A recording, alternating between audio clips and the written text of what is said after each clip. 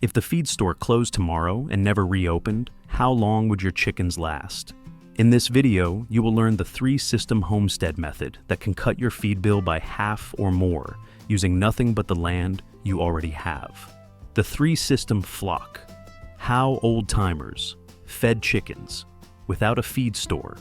For most of history, chickens thrived without a single factory-made crumb. Your great-grandparents did not keep birds waiting on a bag. They built their homesteads so the land itself fed the flock. Kitchen scraps, weedy corners, buggy compost heaps, and fruiting tree lines all fed into a quiet, dependable system. At the heart of that old way were 3 simple systems working together. Living green feed under their feet, crawling protein from your own waste streams, and calorie-dense crops stored for winter. When all 3 are humming, the bag of feed becomes a backup, not a lifeline, and many small flocks can cut their bill by half or more. You do not need more land to start, only to use what you have differently. Before you buy another bag, you can begin turning your yard into a living feed mill. And that work begins with the ground right outside the coop door. If the idea of your land feeding your flock instead of a factory bag already has your wheels turning, tap like right now. So I know to make more deep dive videos like this. And let us start with System 1. The living salad bar. Perennial forage paddocks. In most backyards, the path from the coop door to the fence is nothing but bare dirt and feathers. The birds pace the same circle until the ground is packed hard as concrete and nothing green survives. If your run looks like a parking lot, you are not just looking at an eyesore. You are watching money drain out of a sack because every bite they take has to come from a bag. Now picture something different. You open the door and your hens spill out into knee-high clovers and grasses. Heads down, tails up, working through a living salad bar that grows back on its own. They spread out, not crowding a feeder, but grazing like tiny cows. That one change can turn wasted ground into the first leg of your free feed system. That is the power of a forage paddock. Instead of one overused run, you divide the space into sections and let the plants rest between grazings. In one paddock, a mix of clover and grasses. Along the edges, deep-rooted herbs like plantain, chicory, maybe a strip of comfrey. While the hens work one section, the others are quietly rebuilding the buffet. You do not need elaborate infrastructure.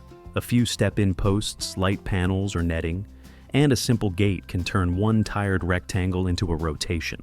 Protect new plantings, move birds before they scalp the soil, reseed thin spots, and keep toxic ornamentals out of reach.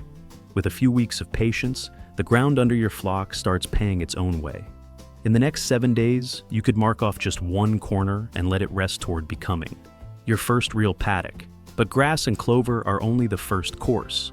System 1 goes deeper, right into the coop floor itself. The deep mulch gold mine, turning bedding into breakfast. Most people see a coop floor as a chore. They picture ammonia smells, damp straw, and the weekly job of scraping everything into a wheelbarrow. On many small farms a century ago, that same floor was treated like a slow-moving treasure chest, filled with fertilizer, warmth, and free chicken food. The secret is depth.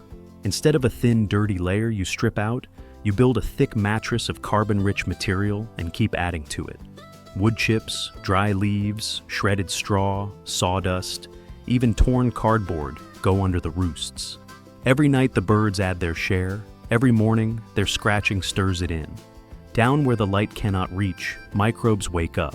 Manure and bedding break down, taking the edge off the smell and turning harsh droppings into dark, crumbly soil. Spilled grain and kitchen scraps filter down too, and soon the whole layer is alive with pill bugs, beetle larvae, and earthworms sneaking in from below. To a chicken, that is not a waste. That is a hunting ground. They dig and peck, pulling up bugs and half-sprouted seeds, getting protein and calories with every kick. You top up with dry material when it looks tired, and once or twice a year, you scoop the oldest, richest layer out for the garden, which then grows more feed for them. What is left behind is cleaner, warmer, and far more alive than bare boards. The floor stops being a problem to solve and becomes a quiet partner in feeding your birds. And once you see your flock rush to chase a fat grub from the litter, you cannot help asking, if this is what happens under their feet, what could you grow for them above their heads and in every wasted corner around the run? That's where the next layer begins, turning fences, shade strips, and empty corners into a living buffet your flock can reach. The chicken food forest, shade, shrubs, and falling fruit. In the heat of a summer afternoon, some chicken runs look like parking lots. The sun bounces off bare ground, the birds pant with open beaks, and there is nothing to scratch but dust. On resilient homesteads, the best yards feel more like the edge of a woodland, cool, dappled, and always dropping food from above. A chicken food forest is not a formal orchard. It is a ring of life wrapped around your coop and run. Picture a mulberry tree leaning over the fence, sprinkling berries like purple marbles. An old apple or crab apple whose windfalls never make it to storage, but land right where beaks can find them. Underneath, shrubs and herbs fill the gaps. Currants or gooseberries along the fence, a row of rosemary, thyme, or oregano, where chickens can nip and crush leaves underfoot. The ground stays cooler and mulched with leaves, and in that litter, insects breed and hide, turning every fruit drop into a double gift. Sugar from the pulp and protein from the bugs it attracts. You do not even have to put trees inside the run. Plant them just outside the fence so branches hang over, while roots stay safe from scratching. Once established, they will feed birds for years with almost no help from you. And once the canopy is in place, the next step is filling in the lower layers. The weed to feed loop, turning garden, trash into eggs. Then there is the feed you already grow without meaning to, the weed bucket. To most people, it is trash. To a flock of hens, it is a salad bowl. Chickweed, beet tops, bolted lettuce, outer cabbage leaves, purslane, dandelion greens, clean grass clippings, all head straight to the chicken yard. Skip sprayed or toxic plants, keep piles modest so nothing rots. And the rhythm becomes automatic. Weed the bed, feed the birds. By the time your trees, herbs, and weed buckets are all working together, your land is giving you more green feed than most flocks ever. See? But there is still one thing that makes chickens sprint faster than any leaf or berry: movement. That is where System 2 takes over. Before we jump into the bug systems, drop a comment telling me what you are already doing to cut your feed bill, and what part of this you want to try first. Your answers will shape which systems we dive even deeper into next. The crawling protein factory. Why bugs beat soybeans. If you watch a flock on real pasture, you will notice something. They enjoy the grass, they like the clover, but what really makes them explode into motion is a twitch. A grasshopper jumps, a beetle flips, a worm wriggles in a divot of mud, and suddenly every hen is in a full tilt race. Chickens are not grain eaters by birth, they are insect hunters that learn to tolerate grain. In the wild, most of their protein comes from things that crawl, burrow, and buzz.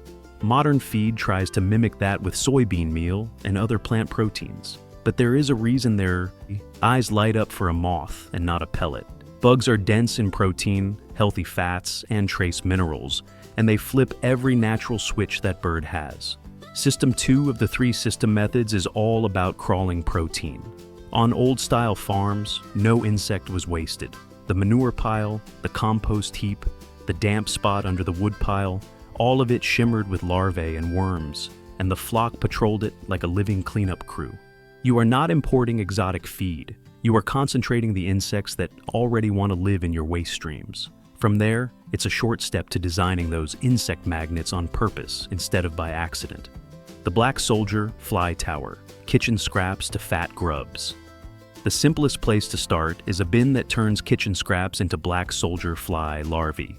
On a hot afternoon, you lift the lid of an old container, and at first it looks like it is boiling, until you realize it is thousands of pale, wriggling grubs turning yesterday's scraps into tomorrow's eggs. The adult soldier fly lays its eggs near rotting material. The larvae dive in, and in warm weather, they can clean up a bucket of waste faster than any compost pile. Homesteaders learn to angle the bin walls and add a ramp. When the larvae are ready to pupate, instinct drives them to climb, so they crawl up, fall through a small opening into a collection tray, and wait there like a living feed scoop. To a chicken, that tray beats any store-bought treat. This system shines when temperatures stay above roughly 70 degrees. And when the days grow cool and the flies slow down, a quieter crew is ready to take the night shift right under the roost. The worm bed. Under the roost, red wigglers on manure. Duty when the coop goes dark and the flock shuffles up to the roost. It feels like everything in the hen house shuts down for the night. But just below their sleeping feet, another crew can be clocking in, turning droppings into both fertilizer and feed. Picture a shallow wooden box under the roosts or just outside the coop wall, shaded from sun and hard rain. Inside is not dry straw, but a cool, damp bed of shredded cardboard, leaves, and half-rotted bedding. Slide your hand under the top layer and you feel it move. Red wiggler worms threading through the material like living stitches. Every night, fresh manure falls onto a screen or slatted floor above and sifts down in thin layers. The worms chew through it, mix it with bedding, and leave behind dark, crumbly castings that plants love. In that rich mix, they multiply, turning what would be a waste problem into a steady crop of protein. You do not let the flock at them constantly, or they would strip the bed bare. Instead, you occasionally scoop out wormy compost and set it in the run, where hens tear into it for wrigglers and beetle larvae. In cooler climates, this worm bed carries much of the insect load when soldier flies are dormant. In warmer weather, it pairs perfectly with your fly larvae bin. The maggot bucket and compost gym, old school protein on legs. And for those willing to tolerate something more primitive, there is an older protein factory that hangs from a branch and hums with flies. The maggot bucket, dripping pure, wriggling feed from butcher scraps. If that sounds too intense, a compost pile your birds can work around the edges offers a gentler version of the same magic. With a good bug program, your birds can get much of their warm season protein from things that creep and crawl. But insects and grass both fade when frost settles. That is when System 3 quietly proves whether your flock is truly secure. The winter pantry. System 3. Calorie and storage crops. The first real snow changes the sound of the homestead. Pasture goes silent, the last fly disappears, and the scratch of claws on frozen ground has a hollow echo. The feeders empty faster now, because there is nothing left for the birds to find on their own. Old-timers knew this shift was coming the day they planted the garden. They were not just growing food for their plates, they were growing batteries of stored sunlight for their animals. Tall stalks of corn drying in the field, pumpkin vines crawling over the compost heap, rows of fodder beets and turnips tucked into a corner that never saw the table. All of it, come fall, moved one step closer to the coop. Grain corn was picked, dried on the cob, then snapped off and stored in sacks. Sunflower heads were cut and hung in the rafters, or nailed up in the run so the birds could strip them a seed at a time. Pumpkins and winter squash rolled into a cool, dry shed, waiting to be split open on the coldest days. Roots like mangels and Jerusalem artichokes piled up in bins, ready to be chopped into mash. None of these alone is a perfect diet, but together they stretch every purchased pound of feed and keep bellies full when the land is asleep. Even a single small bed planted for the flock can soften the bite of a long winter. By late summer, you can actually see one part of this winter pantry rising along the fence line, stalks taller than a person, each crowned with a giant golden disc heavy with seeds. To a passing driver, it is pretty. To the flock at the base, it is a wall of feed waiting to fall, and the easiest piece of System 3 for you to start growing right now. The sunflower fence. Growing a wall of seeds. Sunflowers are one of the simplest ways to turn an ordinary boundary into a feed factory. Scratch a strip of soil along the coop run, drop in tall, single-headed varieties, and let them chase the sun, stacking oily, high-calorie seeds right at chicken beak height. When the heads droop and the backs turn from green to yellow, that is when the real magic starts. You cut and hang them like giant seed lollipops for winter, or nail a head to the run wall and watch the birds leap for every seed. Pumpkins and squash, orange barrels of free feed. On many old farms, the prettiest sight in autumn was the barn wall stacked with fat orange globes and blue-gray giants. Those pumpkins and winter squash were not decorations, they were fed. You plant once, let the vines ramble over rough corners, and under that jungle, the fruits quietly swell, their skins hardening into armor that keeps them sound for months. To a chicken, a split pumpkin is a whole meal, from sweet flesh to energy-dense seeds. The mulberry and fruit drop zone, letting trees do the feeding. Then there are the trees that feed your flock without a single scoop from you. A well-placed mulberry leaning over the run can rain berries for weeks. The ground freckle purple at dawn as hens wait for the next drop. Crabapples, hardy pears, plums, elderberries, and service berries all play the same game. Windfalls your family might ignore become steady feed and bug magnets. And once the canopy is doing its job, the next move is stacking in what grows underneath. Sprouted grain, kitchen scraps, bridging the gaps. When branches go bare, you can still deliver a patch of pasture to the coop door with nothing more than whole grain and water. Sprouting is the quiet cheat code of the feed world. Soak wheat, barley, or oats. Spread them thinly in a tray, and within about a week, you have living fodder. Roots and shoots together, swollen with moisture and vitamins. Flip that mat into the coop and watch each pound of grain stretch much further. Beside the sprouting jars, simple kitchen trimmings, onion skins, carrot tops, wilted lettuce, stale bread heels, plain leftover rice or vegetables become part of the daily ration instead of filling the trash. By now, the pattern is clear. Greens from the ground, bugs from the waste, calories from field, tree, and kitchen all take turns carrying your flock. The only question left is how these pieces lock together across a full year, and what it feels like when feed prices spike and your birds barely notice.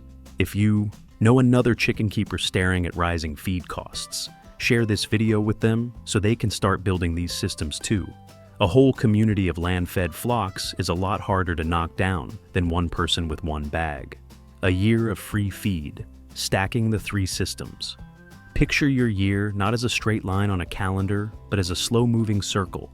At each point around that circle, a different part of your homestead steps forward to feed the flock, then hands the job to the next. In early spring, paddocks wake up, weeds break winter's hold, and hens rush out to graze fresh greens, while the compost heap steams with worms and beetles.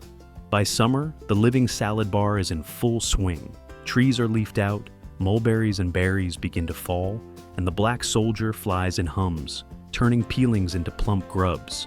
High summer is peak abundance. Bought feed becomes a supplement, not the center of the diet. Then the light tilts. In fall, the balance shifts toward storage. Sunflower heads drying, corn cobs stacked, pumpkins and roots tucked away. When winter finally locks the ground, you reach for that stored sunlight. Split squash, cracked corn, dried seed heads, a tray of sprouted grain, and the deep litter underfoot keep birds busy and full until the first thaw. System 1, System 2, and System 3 each take their turn, covering the gaps the others leave. You will still keep a bag of feed on hand because prudence is its own homestead skill. But when storms close roads or prices lurch upward, your flock will hardly notice. Their real security is not in a sack. It is in the living systems you have woven into the land. Green feed underfoot, crawling protein in your waste streams, stored calories in crops and trees. Build it step by step, and you stop being a bag and scoop keeper. You become the kind of flock owner whose birds keep eating and keep laying no matter what happens at the feed store. If this vision of a land-fed flock feels like the direction you want to go, hit like so more people see it, subscribe to the channel, and turn on notifications. We are going to keep unpacking practical, proven ways to make your homestead less fragile, one simple system at a time.